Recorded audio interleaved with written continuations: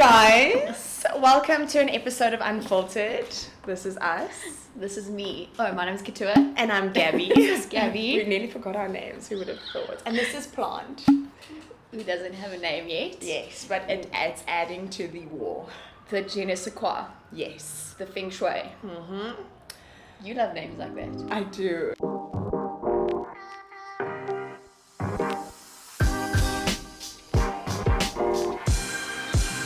We both met at a campus radio station called MFM 92.6. Move to the music. Move to the music. It's a jingle. Yeah. You know, the little song. Yes. To the music. That's what we call a jingle. We started at MFM because it was the best. It is the best campus radio station. Yeah. In South Africa. Like Incredible list of alumni. including us. Yes. I don't actually know where I wanted to end up though when I started there. I just remember I started because I had a failed audition for Lady Rugger when I was first year at studying sports science, BSc in sports science. I went home for the holiday, and then there was an audition in PE at the Nelson Mandela Bay Stadium that they built for the 2010. I wanted to be the first female rugby commentator in South Africa. How often does the universe say no, and now look at you? Yes, now I work for SuperSport where I've had a failed audition when I was 19, Yeah. but it really was a failed audition. I remember going in, I wore like a purple jersey with leather. And to look the part, it's important. Yeah, it it's is half the important. battle won. Also, if you stand out visually, then hopefully they top your mind. Stood out so much that she didn't get it. Went into they had like a little pre-one in front of a camera, but one dude was like, chill, nailed that. Then I went into like the glorious, it was like a studio. Then I get geskit. I was nervous. So then I recite the thing again, and then they're like, cool. Same thing, but nervous. Yes, but nervousness, but I do it. They're like, oh, hold on, no. Now we're going to put you in another situation. We have to think on your feet. And I was like, psh. So then they're like, okay, you at the World Cup in New Zealand. Oh, you have to link back to the studio. Firstly, what the is a link? Yeah. I don't know what a link was. Like, and no one explains that to you. No one explains it to you. Anyway, so you stand there and they're like, okay, go. Everyone is looking at you. There's a camera and then whatever. So like here in New Zealand, the weather's nice. England's all playing. Cold. So that was my 30 seconds was me going. Did you mention anything about rugby? Or did I you said England were playing, but no, I don't know. Anyway, so they were like, yeah, you need to go get a bit more experience. And then I ended up at MFM, so I don't know how your journey was to your first bit of media. Well, similar. I didn't have a failed audition first, but someone else. Someone has to. That's a beautiful story. I actually wish I had one. It would make me more humble now. Because she's so arrogant. No, so I was studying, and so there was an article in the local Acrestad newspaper in Stellenbosch, and they had like a presenter search thing. And I remember I used to listen to radio every day, like shows that I loved, I'd listen to from start to finish. Even wanted Roger Good to wish me on my 21st, all these glorious things. But yeah, I went for the auditions, the 3-month training, and anyway, finished my studies, and that was also sports science, eh? Sports science, yes. I just graduated and I was about to do my honors year, and then I also got a full-time show. So I was like, do I take a break and do the show and then go back to studying? And I did it, but I never went back to study.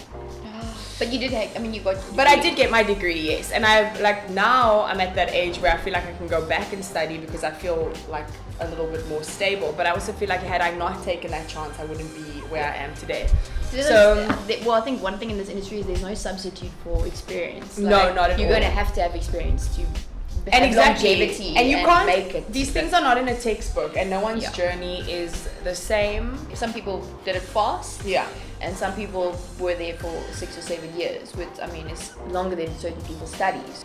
I watched some of my friends and my colleagues leave MFM, going on to bigger and better things, and you kind of rush yourself. And then you also see people, like you said, who do it in 2 years. Some people do it in 7 years, and that is also the true test, because at the end of the day, a lot of what happens in this industry is not based on talent. It's timing, and it's who they want, being the right person at the right time. Social media it's deceiving in this industry because we can portray a very glorious life, and it's not an indication. Because it's a very small part of the world that gets to do this. But it's not a reflection of your ability. But I think also this is a very ego-driven industry where it's competitive for the wrong reasons. Nowadays, you get just any Tom, Dick, and Harry wanting to be on radio, on TV, or whatever, thinking that it's easy. And but that's the thing is, I've told you this, DMs from youngsters, 17, 18, girls and boys, saying, oh hi, I really like what you're doing, can you give me some advice, whatever. I'm like, sure, of course I'll give you some advice or whatever. And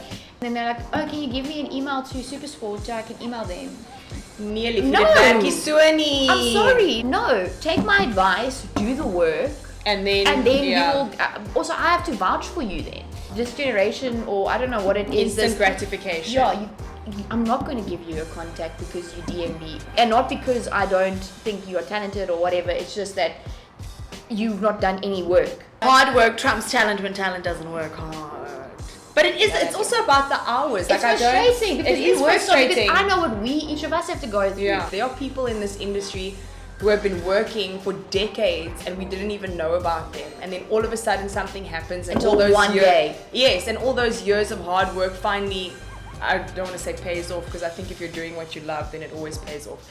But I mean, no one tells you that you'll be working on public holidays and at odd hours. Like, I work 7 days a week at the most bizarre hours, and I can't even count how many family and gatherings and important things I've missed because of radio. But it's a choice that I've made. I get frustrated and I get tired, and I'm like, you know what, make the sacrifice now, because I don't want to do this when I'm 60 or 40 or whatever, but there's a goal that I have. 20, 60. Yes, and so I must work now on Christmas and Hanukkah. So we can Yes, and Passover and all these wonderful things so that I can, because at the end of the day, you can get a job, anyone can get a job, but to build a career is something entirely different. And what are some of the things you learned? Being in radio? Yeah. That you don't get holidays. Do you know, we had a program manager once at MFM that said to me, this lifestyle or this job offers you no benefits, no guarantees, but you will experience in a week what some people don't experience in a lifetime. It's super scary. You get chucked in and then you have to sink or swim.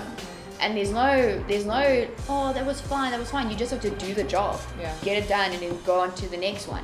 But if I didn't have the foundation, that the time and the sacrifice of MFM, and it's small compared to our whole life. Yeah. But I mean, that was 5-6 years. Of discipline. If I didn't have that, of consistently doing that, then I wouldn't have been able to even hold a mic or hold my own. You learn very quickly that mistakes will be made, but it's how quickly you fix it, and that's something that only experience can.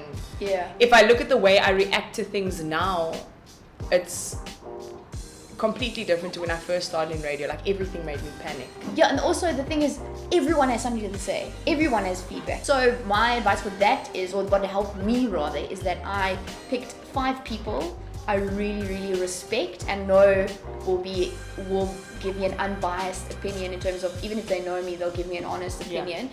And then after production that I really was like, I'm not sure how it was. Or I'd ask them beforehand to watch it, and then I'll ask him afterwards. If one more person must ask me, when are you going to make the transition from radio to TV? Because the thing is, it's different mediums. I'm not saying no to TV, I'm just saying... But that's an assumption, eh? Yeah, why don't you respect my craft? Yeah, like all of it. That's not the natural progression. It's not like moving from primary school to high school. It's a totally different job. When I started in radio, you do 1,000,001 things. Yes. Because you have to. That's something that someone also doesn't tell you. You think you're going to walk in there and just do...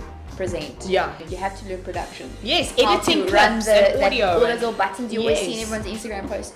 How to edit the clips on a whatever program your station or whatever uses. How to do a voiceover, because that's also a skill on its own. Reading news, reading sports news. It's completely different. All of them have little... DJing. DJ is not a radio presenter. None of us have one job. I know like a handful of people in this industry that have just one job because they get paid enough. Like, I don't get paid enough. I've got to do like 60 jobs. I'm tired. Yeah. Also, if you want a voice, expect to invoice. We do a lot for No, I need to clarify that. I'm done working for, like, exposure's great and we all need it initially, but people think that because your voice is your tool and that's what you do, Like now all of a sudden we don't need to pay you because you already do that and you have a job. I would never ask you for legal advice for free if you're a lawyer. Another thing was how important relationships are in this. You know, I struggle at an event to network.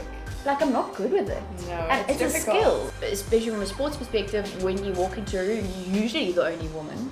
Yeah. So, and there's a little boys club. A lot of us are freelance workers, so Yes. we work from year to year on a contract basis. And so when your contract runs out and there's a little bit of like, oh my gosh, where am I going next? Is my contract going to be renewed? Because that's a stress every That year. is a for stress people, yeah. every single year. And I want to know what I'm going to do at like 35 when I'm still stressing about the same thing. But you need to network for that very reason because Yeah. you need to pull all the strings when push comes to shove. What would you say to an 18-year-old in this generation getting into the industry? There's a big perception that there's a lot of money when it's easy to look at Bonang and Euphonic and we look at them and we're like, oh my gosh, this is such a fabulous lifestyle. But what you don't know is how long and hard these people work. Sometimes you get a gig that pays you really well and that's fantastic. Yeah. But if you're coming in to whatever space and you're like, oh my gosh, I'm going to live gloriously now, that is not the case. There's money in this industry, but it's not You have always. to hustle for you it. have to hustle, and it's not always evenly distributed. There is no such thing as a CV in this industry. Your brand speaks for itself, and I think part of your brand is not just the gloriousness of an Instagram page and whatever, but This it's is a real also, plant, by the way, which Yeah. I paid for myself. Yes, it's real. But people talk about you in this industry Jokes. and they know one another. So they're like, oh my gosh, I work with Cato and she's great. Like, you want to work with her. She's professional. She shows up on time. All these things. Like, these all form part of your brand and make you sellable, if you will. Yeah. My one is, or piece of advice is, and I read this, I'm busy reading Eddie Jones's book, and it's like really good. What is I it know he's called? an More Than Australian. Rugby? What is it? No, it's called Eddie Jones, My Oh. Life and Rugby. Oh, and rugby. I got it for Christmas, and we are almost at the next There Christmas. we But are, anyway, Christmas. it says, you are never as good as you think, and you're never as bad as they say. Wow, Just let that sink in. my elbow's dry.